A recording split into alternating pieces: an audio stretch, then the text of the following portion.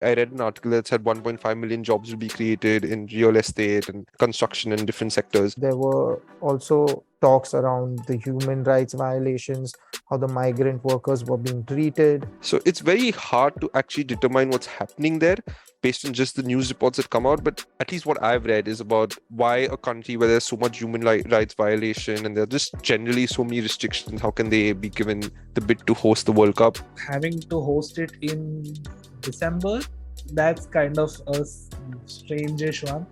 But I tell you what, I don't even understand what's the problem with the Winter World Cup. If the World Cup happens in the summer, you're still playing those many days. If it happens in the winter, you're still playing those many days. It's just that your Premier League season or your La Liga season gets pushed a little bit. It's highly likely that the finalists, a lot of them will be involved in these top 4 or 5 leagues of Europe, which means that then they have no recovery time. A lot of people say that Qatar won the bid because of corruption and so on and so forth. Where is there no corruption? FIFA itself has had so much corruption inside it. They have more money to give. Okay, they have more money to give to get invested in football. What is the issue? Just enjoy the World Cup for what it is. So what if you can't get drunk while watching a match? Just be high with the spirit of the World Cup.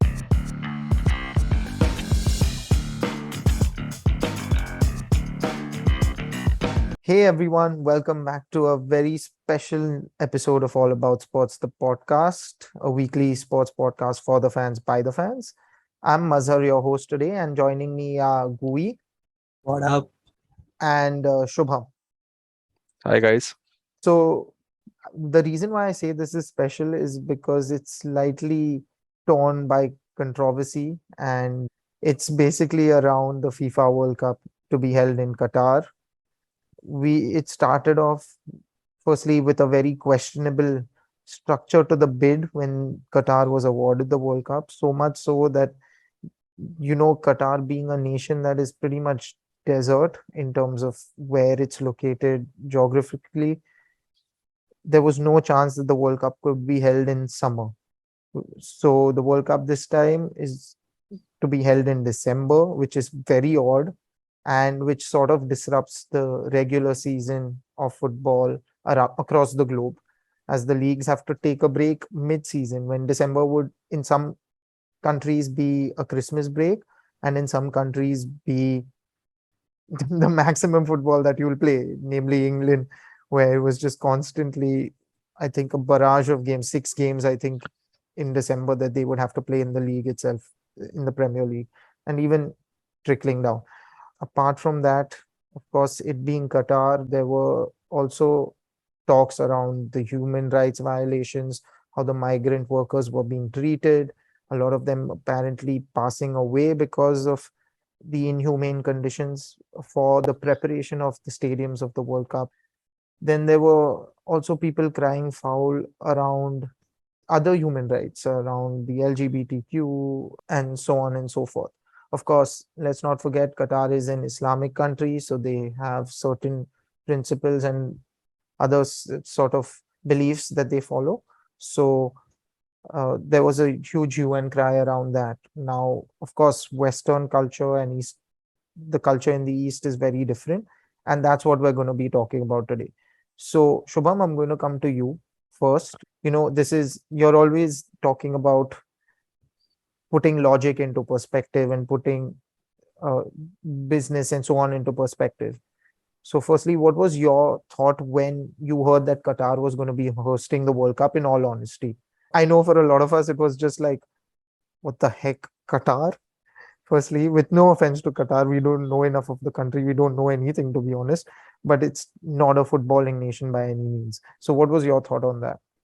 My reaction was pretty much like you kind of summed it up, because I honestly, it's not like I know anyone who's visited Qatar or something, like, even as a country that I have spoken about much or read about much, again, with no offense to the people of Qatar. So when they won the bid and they were hosting the World Cup, it did come as a surprise to me.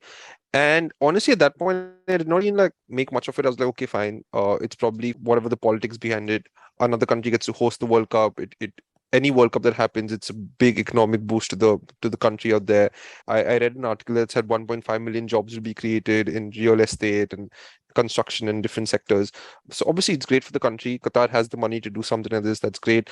It will hopefully inculcate football into the culture out there maybe at the grassroots or at a bigger scale. So that'll be nice.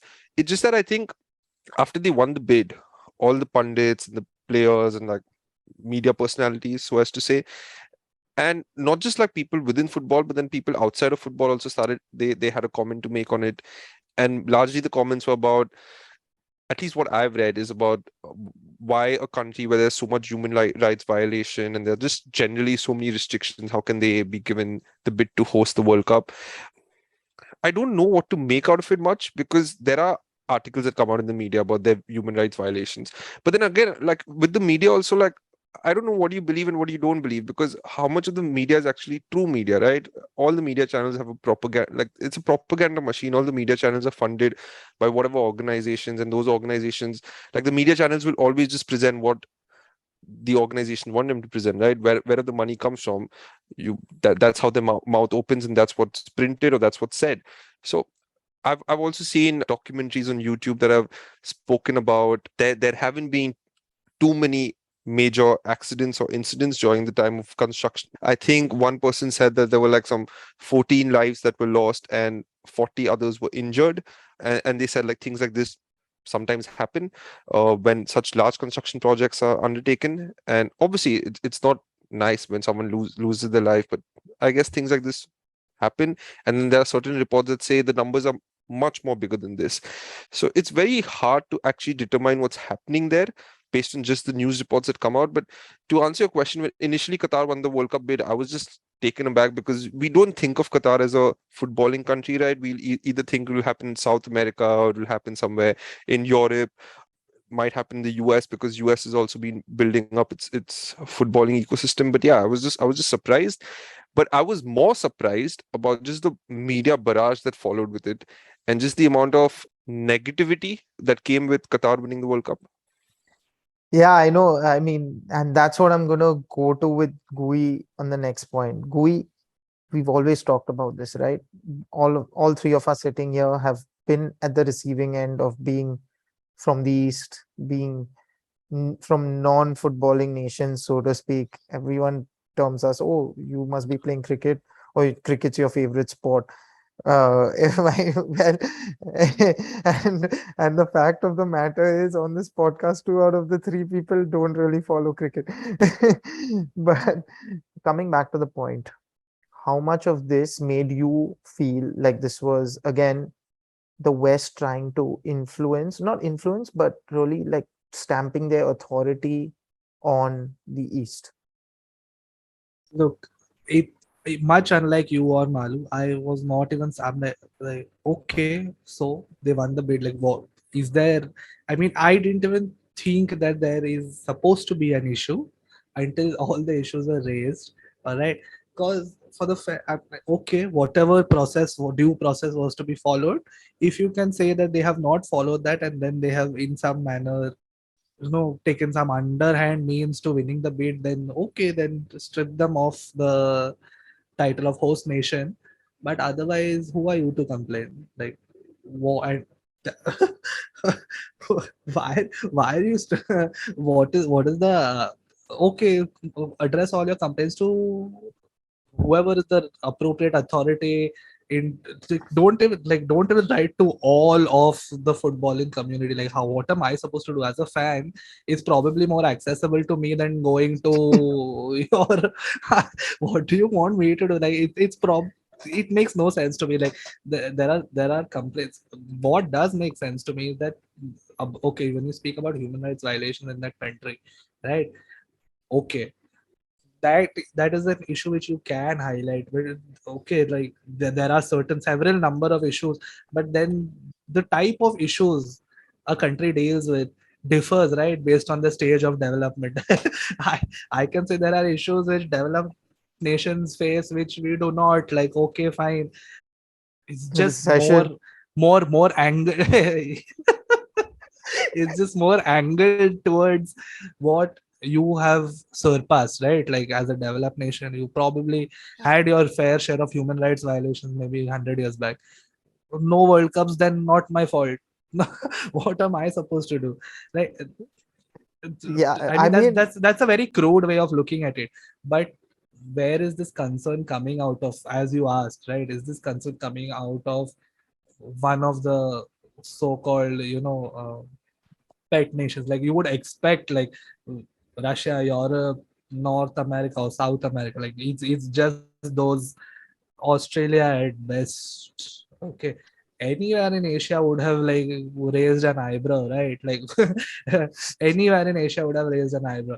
Like I when mean, it, okay, the South African World, okay, the World Cup which happened in South Africa, all right. It got termed as Africa's world, like Africa. I'm like, please, very small part. Okay. from the biggest continent in terms of countries, they said Africa's World Cup just because it was hosted Okay, for the first time ever in bro. Africa. Huh. Exactly, right. And please, like, there's so much disregard for how much effort goes into organizing an event of such scale.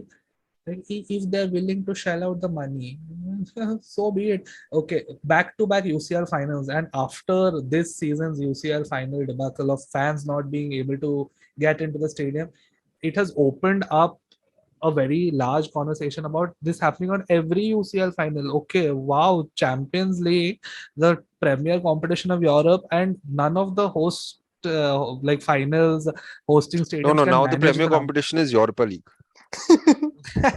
Okay, so please, okay, I will correct myself.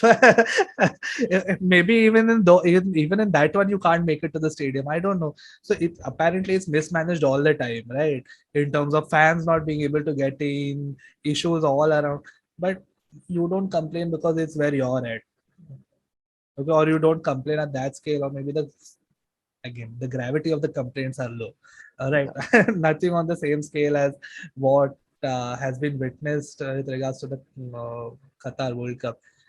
Again, having to host it in December, that's kind of a strangish one. So, remind, isn't Brazil also warm? No, It no, no. is. That's why many people are All saying right. that the South African nations, sorry, South American nations, of course, the African nations will also have, like, the climate will be more suited for them as well. But definitely, like, South America, they are saying will have somewhat of an advantage. But it seems like the European And it's nations are already making yeah, you were excuses. cribbing, nah, you're cribbing, But I exactly, tell you're you what, I cribbing. don't even understand what's the problem with the Winter World Cup. If the World Cup happens in the summer, you're still playing those many days. If it happens in the winter, you're still playing those many days. It's just that your Premier League season or your La Off Liga season, season yeah, gets pushed a little bit. the off season gets kind of tinkered with. And again, like just it's more like they are concerned about their own economics, right? Like we know what we've been doing in December. We sell out so many games, so many tickets. It just moves the calendar enough for them But to be what I bothered by it. but what I But with will this add, also, Shubham, Gui, yeah. what I will add though, here is the World Cup happens pretty much almost at off-season time. So I'm not saying, yeah, so there's no All break as such. There's no break as such of football at all. But the thing is, that is still during off-season, which means that you have no commitments with your football club during that time. Here, that changes completely because the moment you finish the World mid Cup, season. if you make it all the way to the end, to the final, let's say, you have your first game in the Premier League on Boxing Day. It's highly likely that the finalists, a lot of them will be involved in these top 4 or 5 leagues of Europe, which means that then they have no recovery time or breaks to even relax because they just have to get back into the full flow. So that's But why people are complaining about the December time. So but it's having said that, forget the Premier League. But the other leagues, they anyways go on a Christmas break, right? agreed, they It's do, not. but it's not every league. Germany does it, but I think not Italy also does it. it is Spain does it. but Shubham, it's not a month-long break. What happens is your summer is 2 months long, 3 months long almost. So that window and your World Cup lasts for what, 3 weeks, 2 weeks? So It's you're like in camp three for three one weeks it month lasts for the team basically. that goes all the way till there, right? Like goes till the Exactly, final. that's what I'm saying. So agreed. But I'm just saying that mid-season, imagine you're just going there. then you're flying again. You're flying from Europe to Asia. I can understand where the players come from, but the players don't care. At the end of the day, they are getting to play the World Cup. That's what they care about. Philip Lahm coming out and having his stand and his beliefs, fair enough. We can respect that. And him deciding to boycott the World Cup and not advertising for it as a FIFA legend, fair. Everyone is entitled to their opinions. But at the end of the day, the main thing for me, what the problem with this entire thing is, these European nations and the North American nations trying to say boycott the World Cup because Qatar has restrictions on several other factors, right? Your LGBTQs, then like public displays of affection. You cannot forget the country it is. It's an Islamic country at the end of the day. They have their beliefs. They aren't saying that you can't enter if you are gay. And they are saying just have respect for when there are certain things, like when the azan comes out, for example, just pay your respect. And fair enough, man. If you're telling me if you're going to your friend's place and they are a Muslim family, for example, and if you have to remove your slippers or your shoes, are you telling me that you'll be like, no, it's my right, I won't remove my shoes? Like, I always use that as an example. It doesn't work, right? So I think that agenda is wrong. The human rights violations. Now, just a fun fact about this. So one of the Loughborough students, he's doing his PhD. He's from Qatar. So he's doing his PhD on the migrant workers who were involved in the the World Cup constructions and stadium constructions and so on and so forth. Many lives, you're right, Shubham, lives were lost, but nowhere close to the numbers that certain sources were claiming. But there were inhumane conditions as well. But to be fair to Qatar, they did not lie about it. They owned up about it and they said, yes, what we did was wrong. And we are trying to be better and we are rectifying those things. We are cooperating with FIFA and ensuring that we meet all the requirements, which Gui, you highlighted. So they've come out and they've not been ashamed to say it. Tragedies happen everywhere. The Olympics, have we seen Japan had a bad state of conditions for working conditions for preparation of the Olympics. Over that, they had COVID as well to deal with. These mega events itself always have collateral damage. I'm not saying it's right, it's absolutely not. But I'm saying Qatar is being picked on simply more because it's a Middle East nation. And that's my take. Anyway, Shubham, sorry. See, I strongly feel most of the controversy around Qatar coming from like Europe or North America, it's pretty much about which side of the table you're sitting on, right? What I mean by that is when we talk about human rights violation, see, it's very basic thing to understand. As in how you get more developed as a country, there are different laws that come into place. People have a certain standard of living, things change. When you are a developing country, it's a lot different. And I think this is something which all of us perhaps can relate to because all of us from India, it's a developing country. We know the situation of the labor market in India and how it is. And perhaps in the West, it'll be a little different. You'll have like a minimum wage. You'll have to be provided a certain standard, blah blah blah. So and also, I feel like it's not fair on Qatar to like get so much flack and like so much media propaganda blown out of proportion and misrepresentation of numbers and just make it look like Qatar is like this super evil country that's doing rubbish. And also having said that, a lot of people say that Qatar won the bid because of corruption and so on and so forth. Arey, where is there no corruption? FIFA itself has had so much corruption inside it. FIFA's presidents, I think Sepp Blatter and stuff, so many corruption scandals. Every most of the FIFA, like most of the football governing bodies are also corrupt. You take AIFF in India, also there's corruption. Even in African governing bodies of respective countries are corrupt. Are you trying to sit out here and tell me there's no country in Europe that's corrupt, or no country in, or North America is not corrupt or anything like that?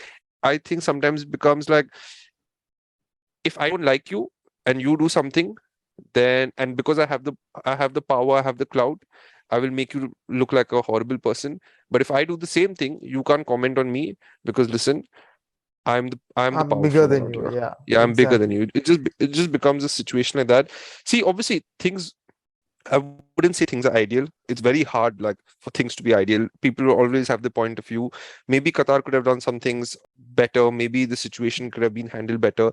But also, while Qatar is taking ownership for whatever they've done, I also feel like you need to be tolerant and you need to be understanding of that region also. Like you said, if Qatar has restrictions, really respect it, man. Just respect the country you are going to. Like, as in Rome, do as the Romans. If Qatar has certain rules and regulations, follow it, respect it. That country must be having a heritage which will be like much longer than your existence on this planet, dude. So Exactly. at least have the basic respect that if you're going to a country, study its culture, study its heritage, and just respect the law of the land. As simple as that, yeah. Well Coming said, to what Shubham. Malu said, how is just perfect take. Like if I had to compare it with something which has happened in the recent past, Djokovic can't play the Australian Open because they made a rule that without the vaccine you can't enter the country. Okay, fine. Now I didn't play the Australian Open. It's as simple as that. At that point, you didn't feel like objecting as much, right? That okay, this nation has this rule. Why do I not have the right to not take a vaccine? No, now it is suddenly don't play. In that scenario, okay with the athlete compromising or whatever. And coming to the first part of what Malu said, they, they just got out bullied, right? So you got smacked in the face with a big wad of cash. Oh my god. Now it's a problem. Like he has a bigger stack of money than me. Like that's it, right? Or maybe I don't want to pay as much as he can because I somehow in my mind I'm more meritorious, right? That's the idea, right? Like we are the footballing nation, so why should I have to in somehow the justification must have been like, okay, they have to pay more. Okay, as is they should have to pay more because they are not a footballing nation, we are. Okay, now that they've managed to pay more also there is a problem. Now that we managed to pay more also it's a problem because excuse me, now it should be on merit. Now you should never get to host only, right? No, Yeah. now Why that they've paid more, you're corrupt. Everything is corrupt. you're corrupt and now on merit I should get it. Like it's just I this is an argument you can keep on making, right? Like okay, by that logic, India is hosting the under 17 women's Yeah. world cup, right? Who under 17 women's world cup? Okay, We just got thrashed 8-0 by USA, but no one. I have gone to this Mumbai football arena, quote unquote, okay, and watched under 17 friendlies, okay, because it was just nothing to do.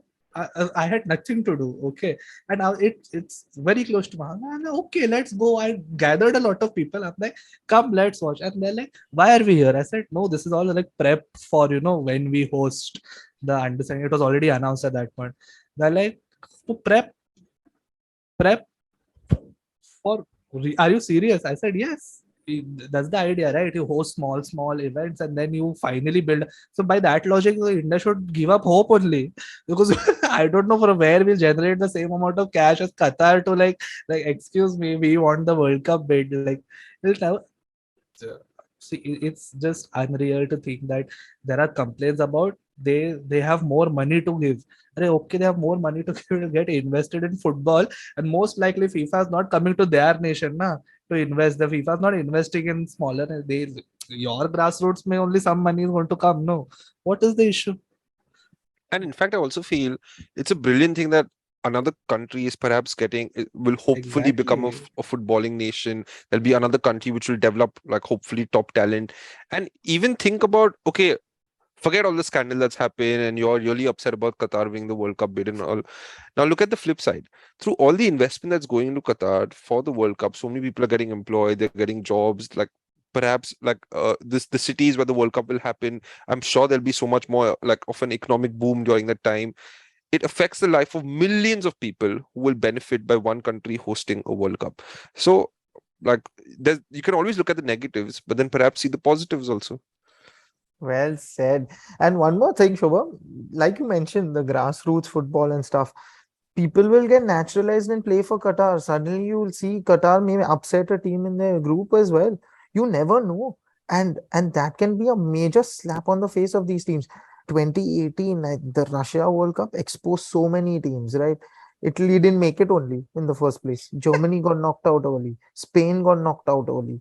We're talking about these massive, massive teams going out early in the in the group stages Did, itself. So did Netherlands play? Netherlands also didn't qualify for the World Cup in 2018. Exactly. So I'm just saying, so Footballing like, heritage. no, which actually brings out a great point. Everything, the moment it comes to a country that is a Muslim country, that is a rich country in the Middle East, there's these negative connotations drawn. And you can't help but think that there is media propaganda involved in this. And it really astounds me that no one even questions it or thinks of the other side. And I think that's what needs to change. And I mean, kudos to FIFA for actually sticking to their guns and keeping Qatar as hosts.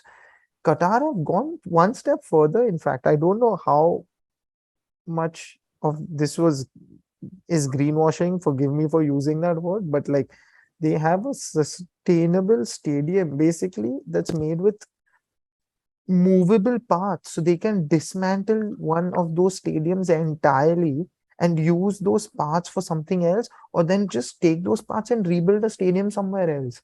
How cool is that? And they thought of that. They had the foresight to do that. No one told them to do that.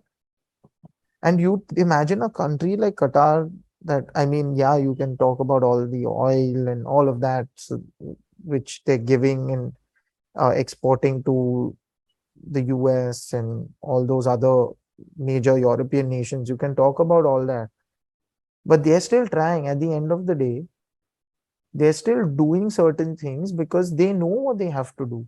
Whether it's to improve their image that is tarnished due to media, or whether they just want to do it in general. I slowly, as time goes by, I'm feeling that greenwashing may not be the worst thing on the planet.